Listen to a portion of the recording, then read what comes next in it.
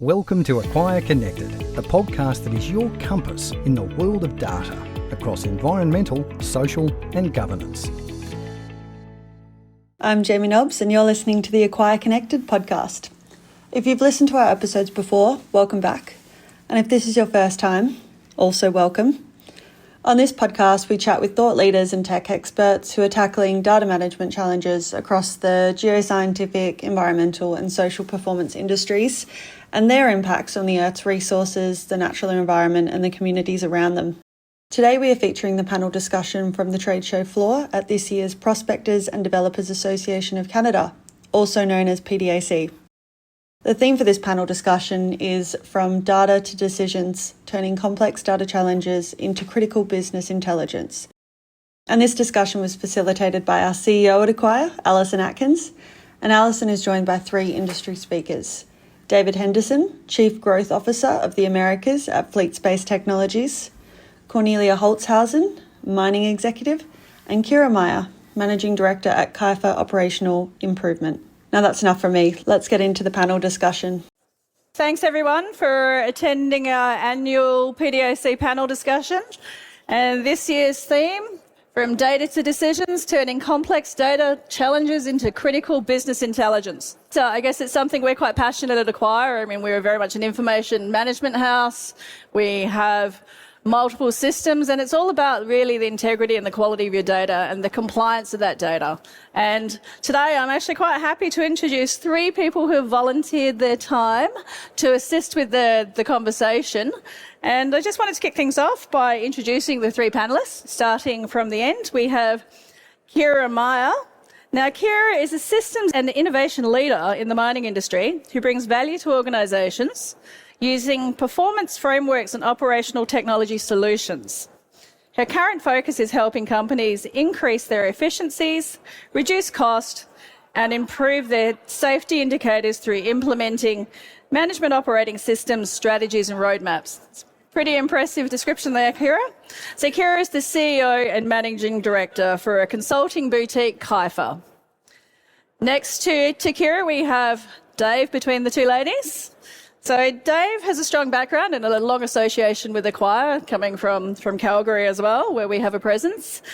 Strong background in scaling technology businesses and optimising data-driven exploration through his previous leadership roles at tech companies operating in mining and oil and gas, leveraging his expertise in AI, robotics and SaaS to drive innovation in mining. He's currently the Chief Growth Officer for North America, or the Americas, for Fleet Space Technologies. And lastly, we have Cornelia Holtzhausen. Now, Cornelia is a seasoned executive leader who drives transformation and sustainable growth in mining across global markets. With her industry expertise, she delivers results, fosters high-performing teams, and aligns business goals with community and environmental priorities. So again, when you look at the suite of technologies we have, very much complements what we're doing here at Acquire. Cornelia has led profitability, efficiency and strategic transitions for a variety of organisations. So thank you all for participating in today's conversation. What we'll be doing is we'll be asking a few questions from the panellists, and at the end of that time we will open up the floor for a few questions from the audience. And then preceding the panel, we will be offering refreshments and the opportunity to network with each other as well. So I'm going to start off the questions, and I'll start with Cornelia this time. I'll start this way. So just with the first question, and this is all around volume and complexity of data.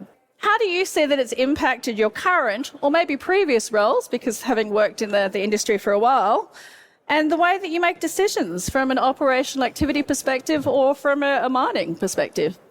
So I just want to remind everyone where we started when I started. So I'm going to give my age away here. So when I started, geology was on a sheet of paper where you have crosscuts, and you had a huge room for the lab equipment with these big floppies. And data have changed significantly. And I think we just need to give ourselves recognition for what we've obtained in the mining industry. With that change in data comes a significant accountability as a leader, because You need to set up clever dashboards for people to allow them to extract the data into meaningful decisions. There's also a requirement to ensure that you have data integrity. It requires of us to ensure our people are trained and able to actually have data savvy and to understand that you can now use data across multiple functions. So it's more than just ensuring your information is correct, but also how can you utilize the information across different functions. The other important role that you have to play is to be in the forefront, ensuring that you have the appropriate cybersecurity and taking people along, because there's a lot of resistance in terms of data and the concerns people have, and how do we build communities where our people and our teams are part of the solutions that we can extract from data. So, Absolutely. And again, showing my age, being a geologist quite a while ago, logging for me was very much on paper and pen and the big AO plotters. And yes, so completely understand where you're coming from. We're still very young, by the way. I'm going to hand over to Dave. Hi, thanks, Alison. Yeah, so throughout my career, we've leveraged data, we've leveraged technology, and now everybody hears the big thing, AI. AI is everywhere. So what I've noticed in the mining space is, and you'll love this answer, Alison, is we don't have enough data. Our CEO is speaking today at Fleet Space. At Fleet Space, we're bringing in data from satellites, we're bringing in truth data from ground data, from coring data. And the stat I heard this morning is that 15 terabytes of data is the average per mine, where the average data per Tesla is about 150 terabytes. So, like, if you put that in perspective, we're not really using that much data. And the way that AI works is the more data, the better it actually predicts. So in my opinion, what we're going to see, or what we should be seeing, is a lot more data. And I mean, just walking around the conference today, I saw, there's a lot of people looking for money out there. A lot of people are trying to raise money. And I remember a stat I read a couple weeks ago, and it was saying, of the major mining companies, they're putting in about, of their total revenue, they're spending about 0.5% on research and development. So that's actually pretty low. For research and development, I would say on average, companies should be spending like 3 to 8%. So the mining industry is ready for a push in money, push in data, and I think highly organized data and usable data is where we're going to see the future. Thank you. Kyra. Okay, so I'm going to crush the party a little bit. So in this particular one, I was giving it a thought while I was having lunch yesterday with a friend of mine. And we were discussing, okay, so what is the big difference between data and information? Now we will sipping our soups and looking at each other and say, we're going to have this discussion again.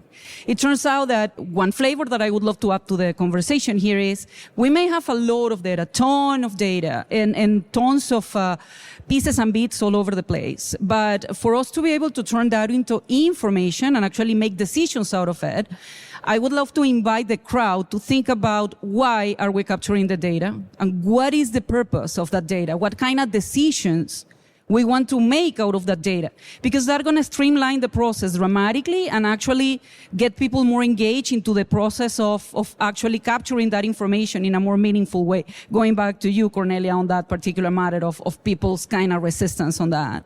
Oh, and look, absolutely. And I guess that's where we've strategically looked at Acquire. I mean, we are very much an information management house.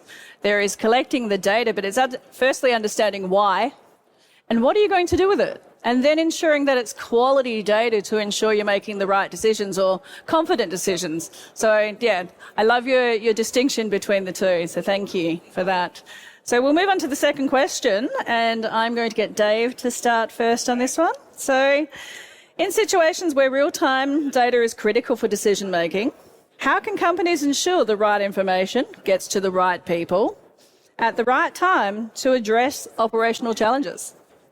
Sure. Yeah. So what I've seen in my experience is a lot of the data is siloed and it's not in one place. You'll have geophysical data, you'll have geological data. Maybe your core photos are stored in one place and they're all in different mines. What we've seen, the reason that Fleet Space connects to satellites is so that we can get data to the user quickly. So, a model might have taken, let's say, 3 months to a year to get going. Connecting to a satellite, you're getting that data within days. So I think with data, the big thing is to make sure, they always say it, garbage in, garbage out, to make sure you have clean data in a centralized place where you can utilize it over and over again. I think the siloed data and data at different mine sites or different formats really risks a problem, especially when you're trying to bring in these data sets quickly and efficiently. I know I was the president of Geologic AI, and we used to bring in all these other old data sets. And with these older data sets, it used to take core scanning from weeks to months. So quicker, faster, more efficient, clean data helps us make decisions. Absolutely. And I guess really when you start looking at silos as well, which silo has the real truth? And the original observations and measurements as well. And how do you trust it? I think the big thing is, like, when you're getting data and it's not clean and you're bringing it in, it goes to that old thing, garbage in, garbage out. Do you really trust the data? Is it useful? So I think that's changing as well. People are putting in similar data sets, they trust it, and then when they go on to use it later on, it's a usable set that you can leverage over and over again. Absolutely. And I guess it really comes back to what you were saying earlier, Cornelia, around adoption and trust of the people consuming the data or collecting the data as well. And it is ensuring that it's that quality of the information that they're collecting. So. And just on top of that is also to ensure that you can actually utilize the data across. Working currently with the GMG on a geometallurgical project where you have data from mining, metallurgy, geology, finding a standard way to represent the data so that you can actually use it across functions and build the right models becomes a challenging exercise. What I'm seeing is a big change is before people used to use small data sets to train, and now with AI, we're using bigger data sets. So, you might have a crappy data set here and there, but at the end, more data wins. So the more data you have, the better you're going to answer your problem in the end, I think. Absolutely. I'm going to pass over to Kyra now. I know she's chomping at the bit here. Yeah, no, I love this debate. I love hearing your opinions on that. I would say that, in my opinion, when we look at how we can get the data to the right people to make the right decisions at the right time, we're describing a process. And what we are trying to depict into that, it's some sort of management operating system. If you guys remember the Plan, Do, Check, Act wheel that everybody have seen it before. Oh my God, every color, pocha. So when we look at it and we point that out into how to get the data to the right people to make the right decisions, it's all about defining the processes not only, but also the algorithms and the decision trees. And when I see this, what do I do? And when I do that, then what happens? So that actually streamlines the procedure for people to actually make decisions and release a little bit of the stress that some of the operators may have when they look at a big data set and says, okay, so now what? What do I do now? So having more data available right now is actually making our lives easier. It's actually giving us more possibilities of thinking out of the box and defining new ways of doing things. But we always need standards and processes behind the scenes, even though those two words are very boring, but they're absolutely necessary. Oh, absolutely. And again, it comes back to GMG. Standards, particularly in our space. I mean, we've been trying to adopt them for so long across all the different types of information we're collecting. But I think it's really coming to its fore now that organisations and mining companies are starting to really see the importance of this. So, Cornelia, did you want to add to that? Yeah, and I think just to go back to the original question as well around real-time data, we need to give the mining companies a lot of recognition for the integrated control rooms. The moment an operator can have visibility on the data, it allows the operator as well to make better decisions. We have a lot of valuable data in our projects. If I think about GeoMet again, where we have models and things, but somehow we need to be able to start to translate that into our operations, into our operational plans, into the future as well, to help us to actually extract the value from the resource to the optimum potential. If I may, I would love to add something into that. When we look at how do we really make decisions? I would love to invite people to do this on a type of a cascading exercise.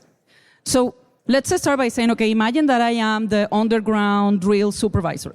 Clearly, I am not. Right? Okay. So let's imagine that.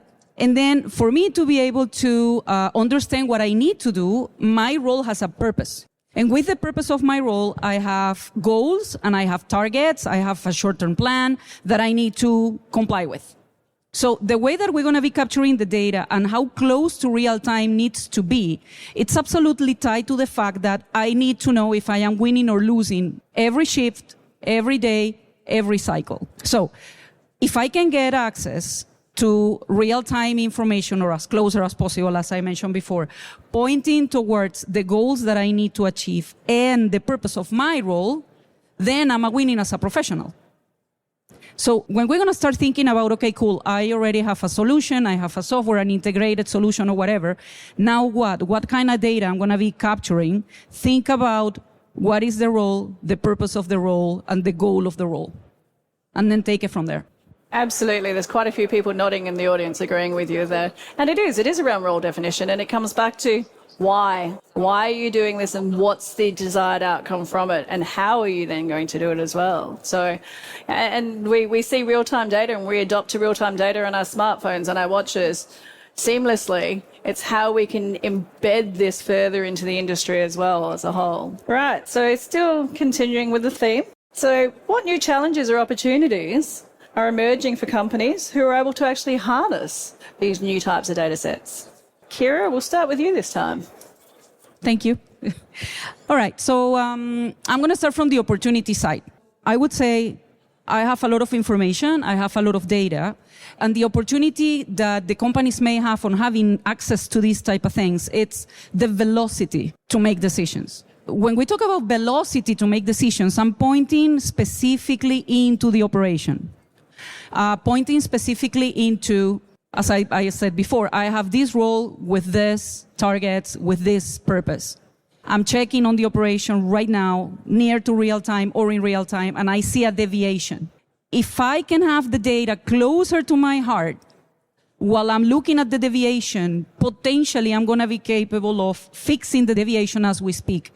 And then I will not going to have to wait until the end of the shift or the end of the day to be able to fix that. And as many data we have, as more information that we have, as many opportunities of seeing different patterns and behaviors we're going to have. But there's a challenge associated to that. So as a leaders, we tend to get entangled into data. It's kind of spider web, and you get all over around. And then we start seeing ghosts. And we start seeing correlations where there not should be. So just to give an example and pass it to my colleagues here, if I say, or we see in the news that during the summer there were an increased number of incidents related to water, that doesn't mean that people drown because the sun is up. So careful with correlations on data. Thank you for that. So passing over to Cornelia. There's a lot of challenges. I think David already touched on it. It's just the availability of data. Our legacy systems that we have in mining, we have a lot of data, but to convert that into meaningful information, as you've said, Kyra, I think, again, the responsibility of leaders not to get entangled in the data, but actually being the ones that ask questions and help and feed. Then cybersecurity is there, but with all of this, there's a lot of opportunity as well, like the bulk ore sorting, where we use real-time data to make decisions and support our processes.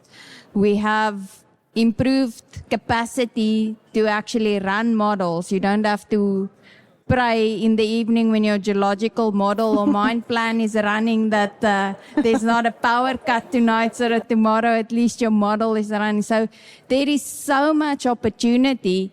The question is, how do we bring the people together that's using this information?